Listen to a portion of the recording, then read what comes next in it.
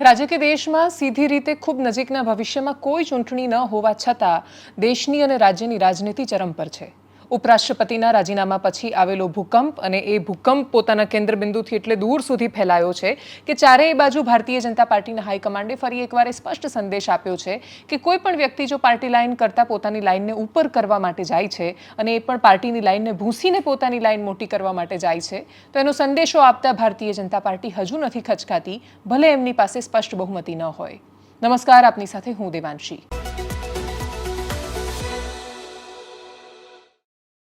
एक પછી એક આવી રહેલી તસવીરો, રાજનૈતિક તસવીરો। ગુજરાત રાજ્યમાં અરવિંદ કેજરીવાલ, ભગવંત માનનું આવવું અને પછી મોડાસામાં ખેડૂત મહાપંચાયત કરવી, સાબરડેરીનો મુદ્દો, એમાંથી ઊભો થયેલો વિવાદ, એક ખેડૂતનું પશુપાલકનું થયેલું મૃત્યુ અને એના પછી પશુપાલકોને બોલાવીને આમ આદમી પાર્ટીની પોતાની જમીન શોધવાનો પ્રયત્ન કરવો ઉત્તર ગુજરાતમાં એ ગુજરાતની રાજનીતિ માટે મહત્વના સમાચાર છે।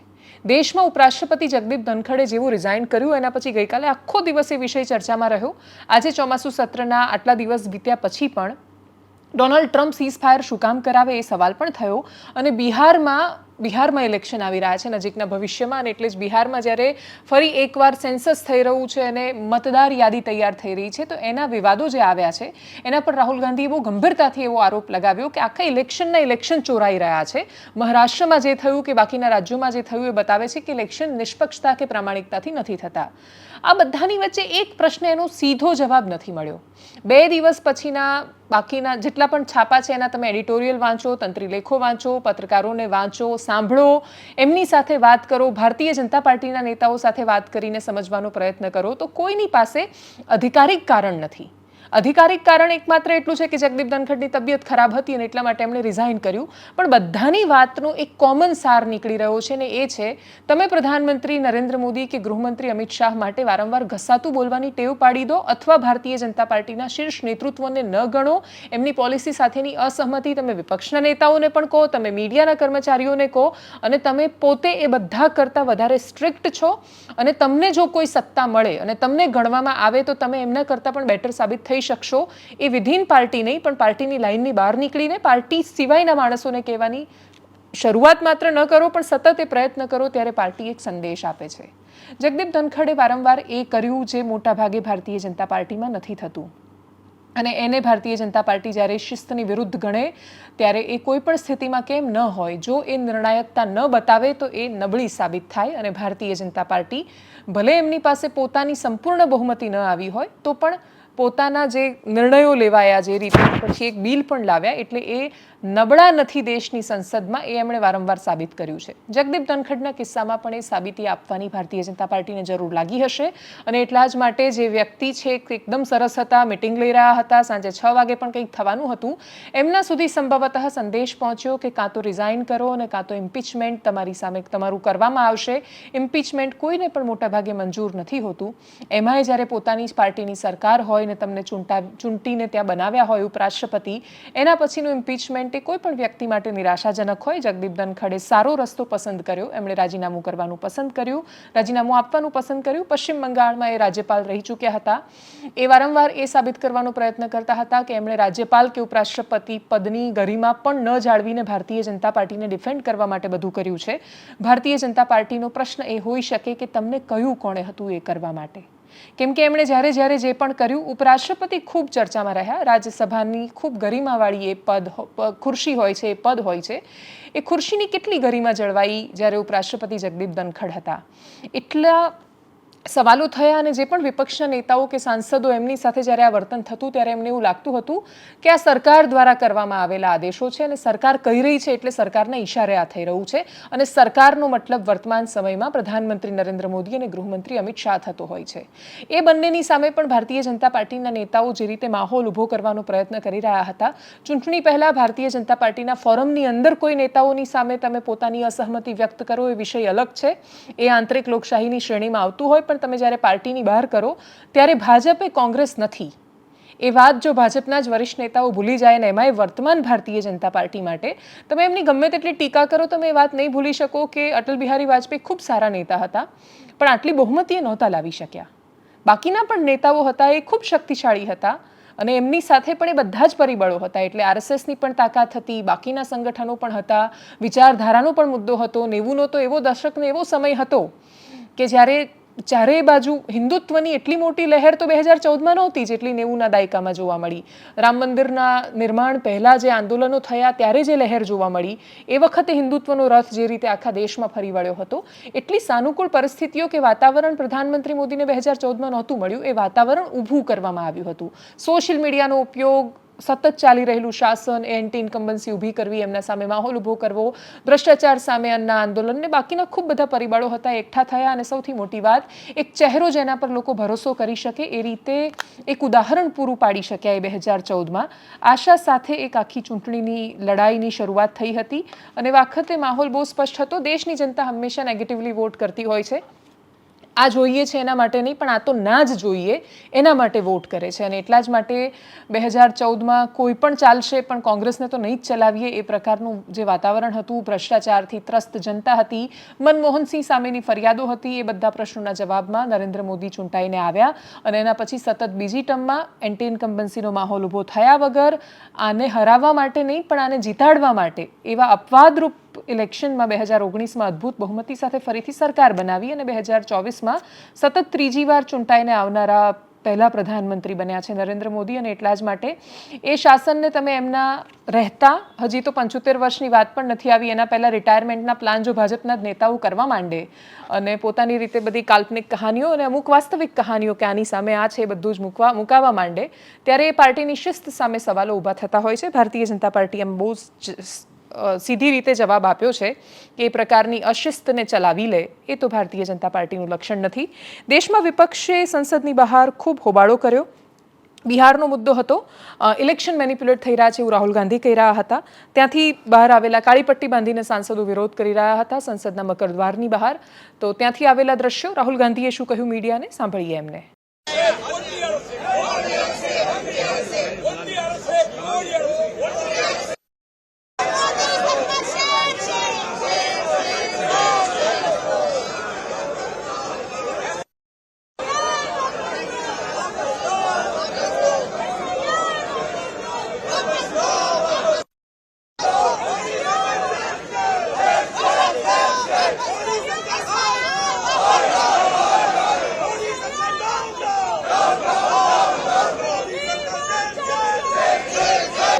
How can Prime Minister give a statement? क्या प्राइम मिनिस्टर क्या बोलेंगे कि ट्रंप ने करवाया है? बोल नहीं सकते हैं, बट सच्चाई है. प्राइम मिनिस्टर एक स्टेटमेंट नहीं दे पा रहे हैं. ट्रंप ने कितनी बार बोला है? 25 बार बोला है. ट्रंप ने 25 बार बोला है कि मैंने सीज फायर करवाया. ट्रंप कौन होता है सीज फायर कराने का? उसका काम थोड़ी है. मगर प्रधानमंत्री ने एक बार जवाब नहीं दिया. आप कह रहे हो कि ऑपरेशन सिंदूर ऑनगोइंग है और फिर आप कह रहे हो विक्ट्री हो गई, या विक्ट्री हो गई या सिंदूर ऑनगोइंग है. और दूसरी साइड से ट्रंप कह रहा है कि भैया सिंदूर को मैंने बंद किया.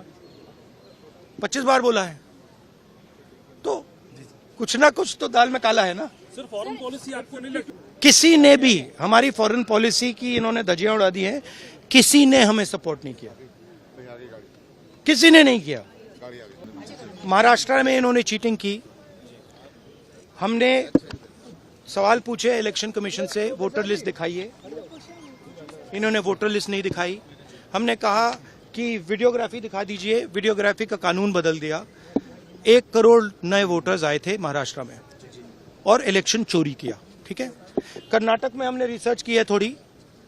कर्नाटक में हमने भयंकर चोरी पकड़ी है. मैं ब्लैक एंड व्हाइट में आपको दिखाऊंगा, इलेक्शन कमीशन को दिखाऊंगा. ठीक है, ब्लैक एंड व्हाइट में कि कैसे चोरी की जाती है, कहां की जाती है. कर्नाटक में ब्लैक एंड व्हाइट में है हमारे हाथ में. ठीक है, ब्लैक एंड व्हाइट.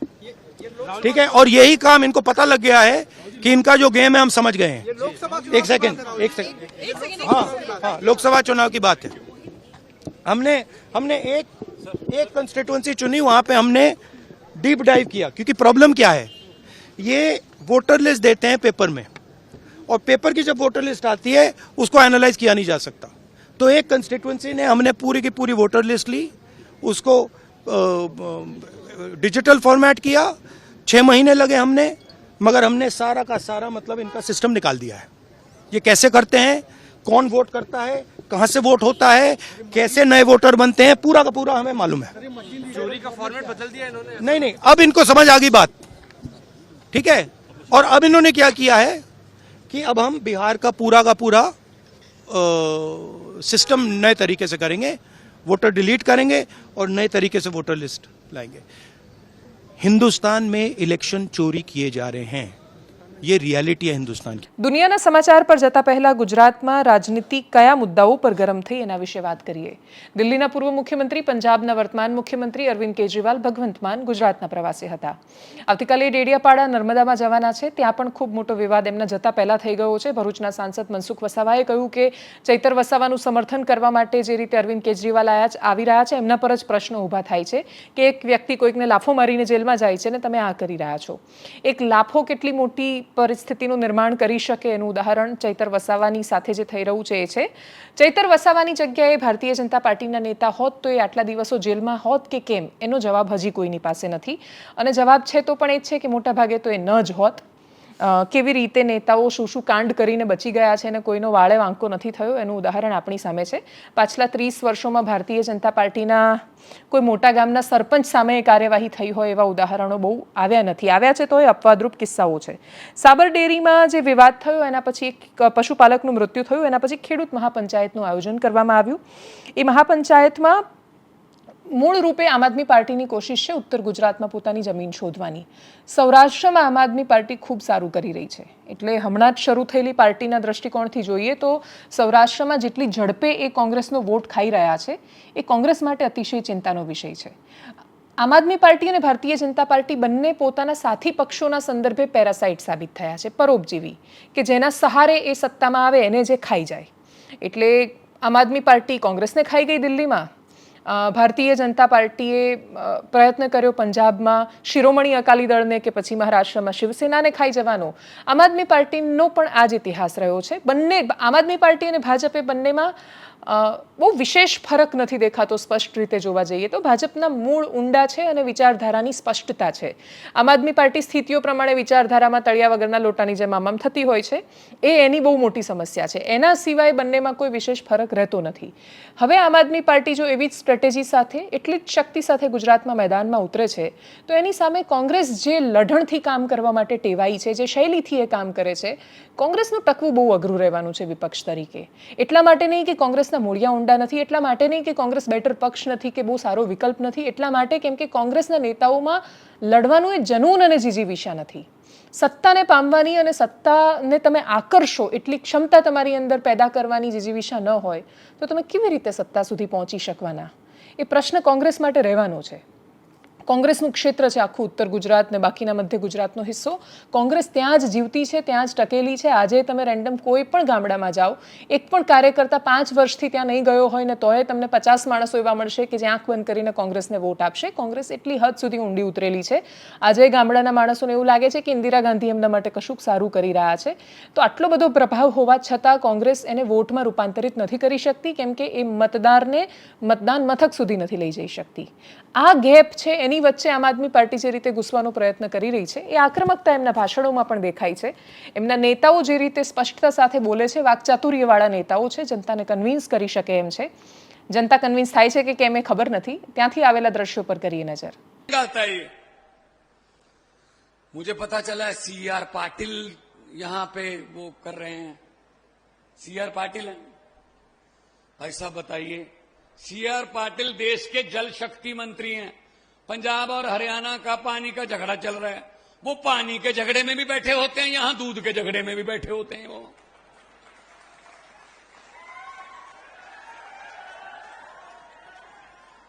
कमाल है, या तो पानी में दूध मिलाते हैं। अभी पिछले दिनों मीटिंग हुई हमारी, SYL का सतलुज यमुना लिंक नहर का झगड़ा चल रहा है, पुराना चल रहा है वो। तो भाई साहब ये लूट जो है ज्यादा देर नहीं चलेगी। जनता के पास अब एक और बटन आ गया है और बटन भी झाड़ू का है। और इस झाड़ू से हम सिर्फ इससे पहले मकान या दुकान साफ करते थे, अब अरविंद केजरीवाल की अगुवाई में इस झाड़ू से पूरा हिंदुस्तान साफ किया जाएगा। भाई साहब, आज साबरकांठा की भूमि न्याय मांग रही है, अपना हक मांग रही है, सम्मान मांग रही है। अभी कुछ दिन पहले साबर डेयरी में एक बहुत दर्दनाक और दुखद वारदात हुई,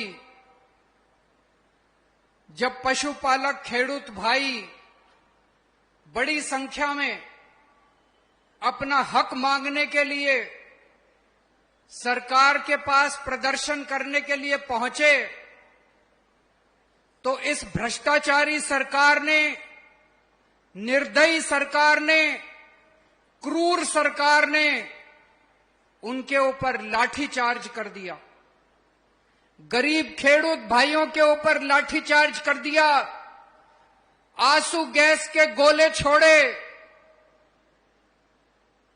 जिसमें हमारा एक गरीब पशुपालक खेडूत भाई अशोक चौधरी, वो हमें छोड़ के चला गया। दोस्तों, ये इतनी गंदी सरकार है, ये जो इन्होंने अशोक चौधरी जी की शहादत, ये बेकार नहीं जाएगी। बीजेपी की उल्टी गिनती शुरू हो गई है। जैसे कांग्रेस ने दमन किया था और गुजरात के लोगों ने उनको उखाड़ के फेंक दिया, ऐसे ही गुजरात के लोग अब बीजेपी को उखाड़ के फेंकेंगे। गुजरात अब बदलाव मांग रहा है, गुजरात अब परिवर्तन मांग रहा है। अभी तक गुजरात के पास विकल्प नहीं था।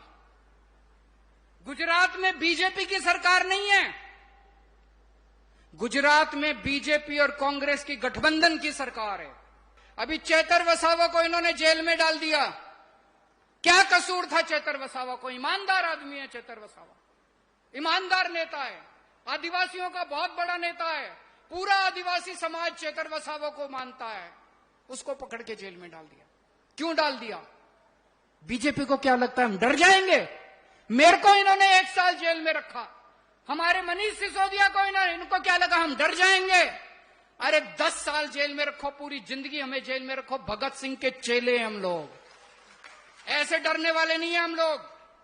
કે ફેડરેશન દ્વારા ગુજરાતના તમામ જિલ્લા સંઘોને એક સરખો ફેટનો ભાવ ચૂકવવામાં આવે છે, કેમ કે ફેડરેશન એક જિલ્લાને વધારે એક જિલ્લાને ઓછો નહીં આપી શકે। ફેડરેશનનો ભાવ સમાન હોય છે, પણ જિલ્લા સંઘમાં ક્યાંક ફેટનો ભાવ 8 રૂપિયા, ક્યાંક 9 રૂપિયા, ક્યાંક 7 રૂપિયા। તમે વિચારો કે કરોડો રૂપિયા ભાજપના માણસો ખાઈ જાય છે અને એ પૈસા ક્યાં વપરાય છે? હું આજે આ મંચ ઉપરથી ખુલ્લેઆમ જાહેરમાં કહું છું કે આપણી બહેનોએ વહેલા જાગીને સવારના 4 વાગ્યાથી રાતના 10 વાગ્યા સુધી પશુઓ પાછળ જે મહેનત કરે અને જે દૂધ ઉત્પાદન કરે અને કરોડો લીટર દૂધ સંઘમાં અને સંઘના માધ્યમથી ફેડરેશનમાં જાય છે, એ દૂધના પૈસામાંથી CR પાટીલે આખા ગુજરાતના કમલમ કાર્યાલયોની જમીન ખરીદી અને એની ઉપર કમલમ બાંધવાના ધંધા કર્યા છે। ગુજરાતના લગભગ જિલ્લાઓમાં CR પાટીલે સહકારી આગેવાનોને દાબ દબાણ કરી, ધાક ધમકી કરી, મોટા મોટા હોદ્દાઓ અપાવવાની લાલચ આપી, સહકારના પૈસાથી જમીનો લીધી, સહકારના પૈસાથી કમલમ બન્યા। એ કમલમમાં એસી લાગ્યું અને એ એસી ઓફિસમાં બેઠેલા ભાજપના સાહેબો હવે પોલીસને આદેશ કરે છે કે જાઓ ધોકા મારો આ ભાઈઓને। હવે લૂંટ અહીંથી અટકતી નથી। 2 દોરા ઓછા રાખવામાં આવે, ફેટમાં ગડબડો કરવામાં આવે અને એનાથી ઉપર જાય, પછી દૂધ અને એનો પાવડર મિલાવટ કરી અને તમારી મારી જે પસીનાની ખૂનની કમાણી છે સાહેબ, આપણે લોહી રેડીએ છીએ આમાં। મહેનત કરે માલધારી, મહેનત કરે પશુપાલક, મહેનત કરે ખેડૂત અને મલાઈ આ ભાજપના આખલાઓ ચરી જાય છે। 34, 35, 36 વર્ષ પહેલા કોંગ્રેસે ખેડૂતો પર ગોળીઓ વરસાવી, કોંગ્રેસના જે તે વખતના મુખ્યમંત્રીઓ અને એમના જ લાડાઓ અત્યારે કોંગ્રેસમાં ગોઠવાણા છે. આ લોકોએ જે તે વખતે ખેડૂતો ઉપર ગોળીઓ ચડાવી તે દિવસથી મારો ખેડૂત નક્કી કર્યું છે કે આ કોંગ્રેસને લાત મારવી છે. વાત એક એવા મુદ્દાની કે જે પોતાના ક્ષેત્રમાં કે ગામોમાં બુલંદીથી ગુંજી રહ્યો છે અને છતાંય સત્તાના કાન સુધી નથી પહોંચી રહ્યો. અમે હમણાં કચ્છ ગયા અને કચ્છમાં શાળાનું રિપોર્ટિંગ જ્યારે કર્યું ત્યારે ખૂબ કરુણાવાળા દ્રશ્યો હતા. અને કરુણા શબ્દ એટલે બોલી રહી છું કેમ કે તમને ખરેખર આંખમાંથી પાણી આવી જાય એવી સ્થિતિ છે કચ્છના ગામડાઓની કે જ્યાં પ્રાઇવેટ શાળા નથી, એમની પાસે ઓપ્શન જ નથી બાળકોને ભણાવવા માટે સરકારી શાળા સિવાય. અને સરકાર એ વાતની ગંભીરતા જ નથી સમજતી કે 6 મહિના, 1 વર્ષ, 2 વર્ષ અને અમુક શાળાઓમાં તો 5 વર્ષ સુધી જ્યારે શિક્ષક જ ન હોય તો આખું ગામ અને પેઢી અભણ રહી જાય છે, ભણી નથી શકતા બાળકો. અમે લોકોએ રિપોર્ટિંગ કર્યું કચ્છના બન્ની પશ્ચિમ વિસ્તારમાં, તુગા ગામમાં ગયા, એના પછી તુગા જ ગ્રુપ સમૂહ શાળાની બીજી એક શાળામાં ગયા, પેટા શાળામાં. એ પેટા શાળામાં એક પણ શિક્ષક નથી, એટલે સમ ખાવાય એક શિક્ષક નથી. અને ત્યાંના બાળકોના તમે સપના જુઓ. એટલા નાના છોકરા એવું કહે છે કે મારે મોટા થઈને IPS બનવું છે ને વકીલ બનવું છે ને ડૉક્ટર બનવું છે. ખૂબ નાના છોકરા છે. એ નાના છોકરાની આંખોમાં તમને સપના દેખાય અને તમે એ સપના કચડાતા જુઓ ત્યારે તમને એ જે પીડા છે, એ ન નીકળેલા આંસુ છે, એ ન બોલાયેલી વેદના છે અને એ ક્યારેય નથી નીકળવાનો, પણ એ શાપ જે એમના હૃદયમાંથી આવી રહ્યો છે એ છે કચ્છના ગામડાની પીડા. મુન્દ્રાના અલગ અલગ વિસ્તારોમાં સતત વિરોધ થઈ રહ્યો છે. તમે જ્યારે કોઈ વાતને ખૂબ પ્રતિબદ્ધતાથી રજૂ કરો ત્યારે એના પડઘા શું હોઈ શકે તો કે સામાન્ય જન છે એની પણ ચેતના જાગે અને એ પણ વિરોધમાં જોડાય. અને એટલા જ માટે એ રિપોર્ટિંગ અમે લોકો ગાંધીનગર પણ વાત કરી, ગાંધીનગરથી પણ એ જ જવાબો મળ્યા કે કચ્છમાં, દ્વારિકામાં, જામનગરમાં, છોટાઉદેપુરમાં, દાહોદમાં, ખૂબ બધા જિલ્લાઓમાં, બનાસકાંઠામાં ત્યાં આ બહુ બધી ગેપ છે. 50%, 60%, 70%, 80% જગ્યાઓ ખાલી છે શિક્ષકોની. એમને ખબર છે અને તોય ગોકળ ગતિએ ચાલી રહ્યું છે. એ કહે છે કે અમે પ્રયત્ન કરી રહ્યા છીએ ઝડપથી કરવાનો, પણ PTC વાળા આ શિક્ષકો નથી મળતા. નિયમોની આંટી ગુંટીમાં અને આ ફાઇલ અહીંયાથી ત્યાં પહોંચી છે ને ત્યાંથી ત્યાં પહોંચી છે, ફલાણા સાહેબ જોડે છે ને ઢીંકણા સાહેબ જોડે છે, એના ચક્કરમાંથી ગાંધીનગર બહાર જ નથી આવતું. એ જો બહાર આવે પોતાની ફાઇલોમાં જે રીતે મોઢા નાખીને ઘૂસેલા હોય છે અધિકારીઓ, એમાંથી બહાર નીકળીને એમને લઈ જાઓ કચ્છના ગામડાઓમાં. મુન્દ્રાના નવીનાળમાં અને એના પછી ડેપા ગામમાં વિરોધ કરવામાં આવ્યો. એ છોકરાઓની સામે બેસાડો એમને અને એમને કહો કે તમે આંખોમાં આંખો નાખીને એમને જવાબ આપો, કેમ કે ગામના લોકોની ચેતના જાગી છે. એ પ્રશ્ન કરી રહ્યા છે તમને. ત્યાં ભારતીય જનતા પાર્ટીના ધારાસભ્યો છે, એમના જ સાંસદ છે. સાંસદે અને કચ્છના ધારાસભ્યોએ કચ્છના શિક્ષણ માટે શું પ્રયત્નો કર્યા? અને બધા જ તમારા ધારાસભ્ય હોય, આટલી મોટી લીડથી ચૂંટાઈને આવેલા સાંસદ હોય, સંગઠનમાં પણ એમનું આટલી બધી તાકાતને જોર ચાલતું હોય, તો શિક્ષકોમાં જોર કેમ નથી ચાલતું એમનું? જો તમે કચ્છને શિક્ષણ નથી અપાવી શકતા, શિક્ષકો નથી અપાવી શકતા, તો શું કરવાની તમારી નેતાગીરી? કચ્છની જનતા શું કામ તમને વોટ આપીને વિધાનસભા મોકલે છે? કચ્છની જનતાએ શું કામ વોટ આપીને સાંસદને દિલ્હી મોકલ્યા છે? દરેક વિષયોમાં જો તમે આ જ વિષય જો ધર્મનો કે જાતિનો હોત તો શું આ નેતાઓ ચૂપ રહેતા? એ નેતાઓનું બધું જ જોર ચાલતું. આ જ વાત જો એમના વોટ પર અસર કરવાની હોત ને એવું હોત કે ભાઈ આ નહીં કરીએ તો આ લોકો વોટ નહીં આપે, તો શું એ ચૂપ રહેતા? જો કે કચ્છની જનતા જે રીતે પ્રતિબદ્ધતાથી પોતાનો વિરોધ દર્શાવી રહી છે એ જોતા આશા છે કે જે એકદમ સ્લો મોશનમાં કામ ચાલી રહ્યું છે એ ખાસું સ્પીડમાં આવશે. એ રિપોર્ટિંગ પછી અમને એટલી આશા દેખાઈ છે કે એક તો જનતા બોલતી થઈ છે અને બીજું કે ગાંધીનગરના નેતાઓને પણ, અધિકારીઓને પણ થોડોક બહુ જ આમ ઇત્તુસો પણ ફરક થોડોક પડ્યો છે.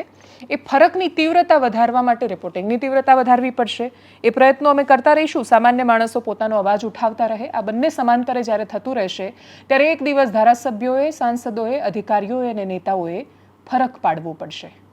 કચ્છમાંથી આવેલા દ્રશ્યો પર કરીએ નજર.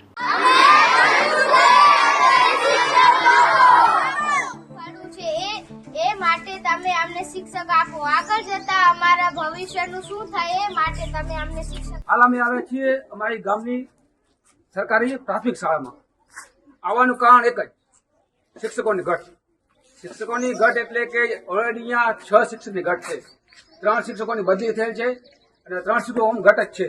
3 શિક્ષકોને જ્યારે રજા આપવામાં આવશે તો ડાયરેક્ટ 6 શિક્ષકની ઘટ થશે. એટલે અમે રજૂઆત કરવા છીએ કે શિક્ષકો પૂરો કરવામાં આવે. સરકારશ્રીને અમે એ જ વિનંતી કરી છે કે નવીન પ્રાથમિક શાળામાં શિક્ષકોની પૂર્તિ કરવામાં આવે. નકર અમારે સ્કૂલની અંદર તાળાબંધી કરવાનો સમય આવશે. બસ એવું જ. એના કારણે બાળકોનું ભવિષ્ય બગડી રહ્યું છે.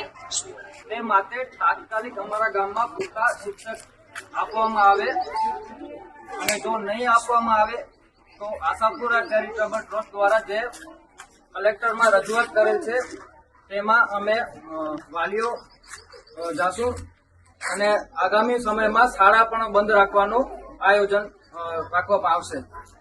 અમારા ગામમાં ટોટલ 6 શિક્ષક ઓછા છે.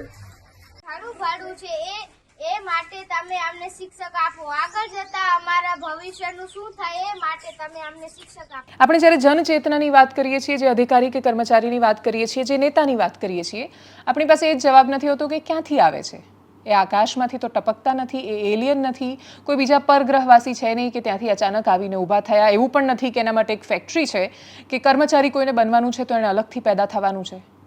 પણ છતાંય એ લોકો આપણામાંથી જ આવ્યા હોવા છતાં એ ત્યાં પહોંચ્યા પછી એવા કશાક બની જાય છે જે આપણે નથી ઈચ્છતા કે બને એવા.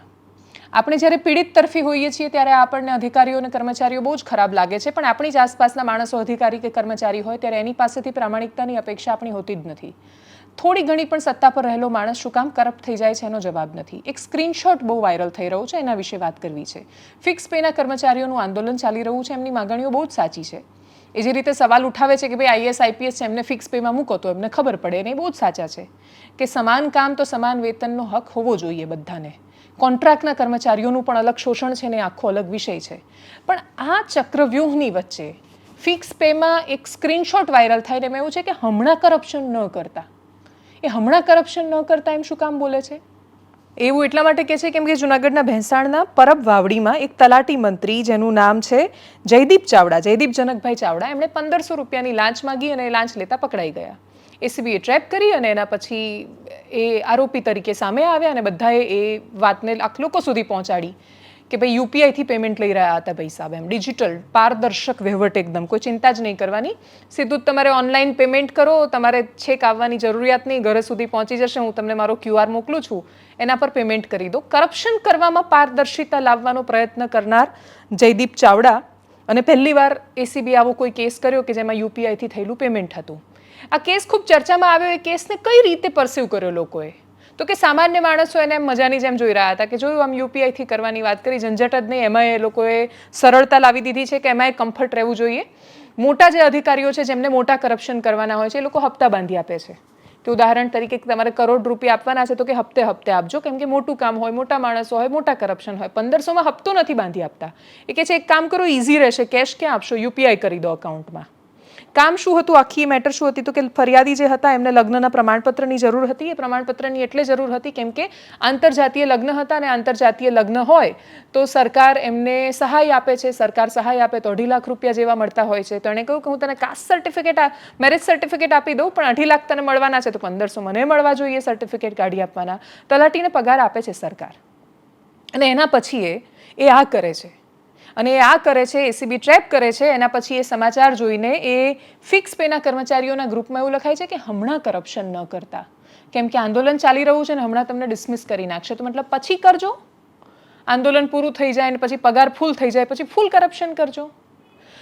સરકારી કર્મચારીઓ જ્યારે આંદોલન કરે છે ત્યારે સામાન્ય માણસ એની સાથે કેમ નથી ઊભો રહેતો? તલાટીઓ હડતાળ પર ઉતરે ત્યારે ગામના લોકો એમ કેમ નથી કહેતા કે મારા ગામના તલાટી કમ મંત્રીને સમસ્યા છે, આખું ગામ એની જોડે ઊભું રહેશે? કેમ કે ગામવાળા એ થાક્યા હોય છે પૈસા આપીને. દરેક માણસ કરપ્શન નથી કરતો, પણ કેટલા તલાટીઓ એવા આપણે કેટલા વેઢા જોઈશે ગણવા માટે કે જેણે પૈસા ન લીધા હોય કામ કરવાના. તલાટીથી લઈ મામલતદાર, રેવન્યુ તો ભ્રષ્ટાચારથી ખતબદે છે, પોલીસ ખાતું તો એમને બદનામ છે. આ સ્થિતિમાં તમે જ્યાં સુધી એ લોકોને એ દિશા નહીં આપો કે તમે જે કરી રહ્યા છો, ફિક્સ પેનો મુદ્દો બહુ જ સાચો ને આખી અલગ લડત છે, પણ તમારો સ્ક્રીનશોટ જે વાયરલ થયો છે એ માનસિકતા બતાવે છે. અને એ જવાબ છે કે આટલો મોટો મુદ્દો હોવા છતાં સામાન્ય માણસ શું કામ એ માગણી સાથે સહમત નથી થતો. છેલ્લે વાત કરીએ દુનિયાના સમાચારની. પ્રધાનમંત્રી નરેન્દ્ર મોદી યુકે અને માલદીવ્સના પ્રવાસ પર નીકળી ગયા છે. યુકેમાં જે ડીલ થવા જઈ રહી છે, FTA એગ્રીમેન્ટ જે થવા જઈ રહ્યો છે, એના પર બહુ મોટી નજર રહેવાની છે. છેલ્લા 3 વર્ષથી બ્રિટન સાથે આપણે FTA માટે પ્રયત્ન કરી રહ્યા હતા. FTAનું નામ છે ફૂલ ફ્રી ટ્રેડ એગ્રીમેન્ટ, અને ફ્રી ટ્રેડ એગ્રીમેન્ટ એ એવા વિશ્વની દિશામાં આપણું કદમ રહેવાનું છે કે જ્યાં જે ડોનાલ્ડ ટ્રમ્પ કરે છે કે આટલો ટેરિફ નાખી દઈશું ને આ રીતે જ તમારે વેપાર કરવો પડશે, એનાથી આપણે મુક્ત થઈ શકીશું. એની બહુ બધી અસર થશે. ઉદાહરણ તરીકે ઓટોમોબાઈલ ઇન્ડસ્ટ્રીમાં કાર જ્યારે કોઈ બ્રિટનથી આપણે અહીંયા લાવીએ છીએ ત્યારે 100% જેટલો ટેક્સ લાગતો હોય છે, ડ્યુટી લાગતી હોય છે. એ કાર 100%થી સીધા 10%ના સ્લેબમાં આવી શકે. અને એવા બહુ જ બધા સેક્ટર છે, leather, fish, auto parts, duty free market બંને માટે પરસ્પર ઊભું થવાનું છે. એટલે એમના માટે આ બહુ જ સારા સમાચાર છે. એટલે ફ્રી ટ્રેડ એગ્રીમેન્ટ ખાસા સમયથી એ ચર્ચા ચાલી રહી છે. બીજો મહત્વનો મુદ્દો રહેશે ખાલિસ્તાનીઓ જે રીતે બ્રિટનમાં કથિત પ્રદર્શનો કરતા રહેતા હોય છે એની સામે કડક કાર્યવાહી કરવા માટે ભારતના પ્રધાનમંત્રી અપીલ કરશે. અને જે વ્યક્તિઓ ભારતના દ્રષ્ટિકોણથી ચોર છે આર્થિક રીતે, એ લોકો બ્રિટનમાં પાર્ટી કરે છે અને સરસ જલસા કરે છે લંડનમાં ફરતા ફરતા, તો એમના પ્રત્યાર્પણ માટે પણ ભારત પ્રયત્ન કરવાનું છે. માલદીવ્સની મુલાકાત બહુ જ મહત્વની છે. માલદીવ્સ જીઓપોલિટિકલી પણ આપણા માટે બહુ જ મહત્વનું છે, સંરક્ષણની દ્રષ્ટિએ પણ બહુ જ મહત્વનું છે. ચાઇનાનું જે રીતે ત્યાં અતિશય ઇન્ટરફિયરન્સ વધ્યું અને માલદીવ્સમાં જે છેલ્લી સરકાર આવી એ ચીનના સમર્થનવાળી સરકાર આવી હતી એવું કહેવાયું, પણ રાજનીતિ કેટલી હદે અને ઝડપે બદલાઈ શકે એનું ઉદાહરણ એ છે કે માલદીવ્સના સ્વતંત્રતા દિવસના કાર્યક્રમમાં મુખ્ય અતિથિ તરીકે પ્રધાનમંત્રી નરેન્દ્ર મોદી જઈ રહ્યા છે. બહુ જ ઓછો સમય થયો છે જ્યારે માલદીવ્સ અને ભારતની વચ્ચે સંઘર્ષના ટકરાવના દ્રશ્યો જોવા મળ્યા. પ્રધાનમંત્રી મોદીએ પછી લક્ષદ્વીપની એક સુંદર તસવીર શેર કરી અને માલદીવ્સના એક પછી એક ટૂર પેકેજ છે રદ થવા માંડ્યા. એના પછી પણ આપણે માલદીવ્સને જો કે મદદ પહોંચાડી અને માલદીવ્સ હવે આપણું મિત્ર દેશ બની રહ્યું છે. કનેક્ટિવિટીમાં, ફિશરીઝમાં, સોશિયલ હાઉસિંગમાં આપણે એમને મદદ કરી રહ્યા છીએ. એ સંબંધોમાં સ્થિરતા અને શાંતિ આવે એ આપણો પ્રયત્ન રહેવાનો છે.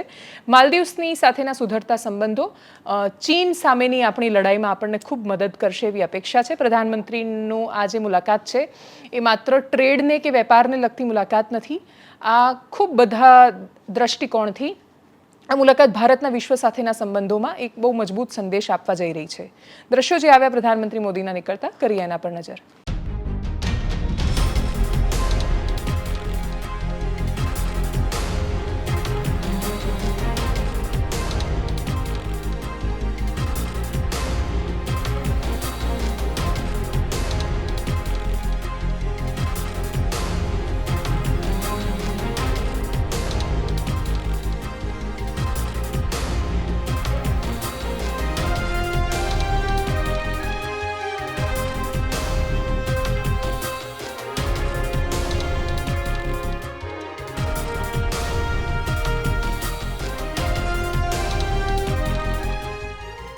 એનાલિસિસમાં અત્યારે બસ આટલું. જો આપ અમને યુટ્યુબ પર જોઈ રહ્યા છો તો સબસ્ક્રાઇબ કરો, ફેસબુક પર જોઈ રહ્યા છો તો ફોલો કરો, વિડીયોને શેર કરો. નમસ્કાર.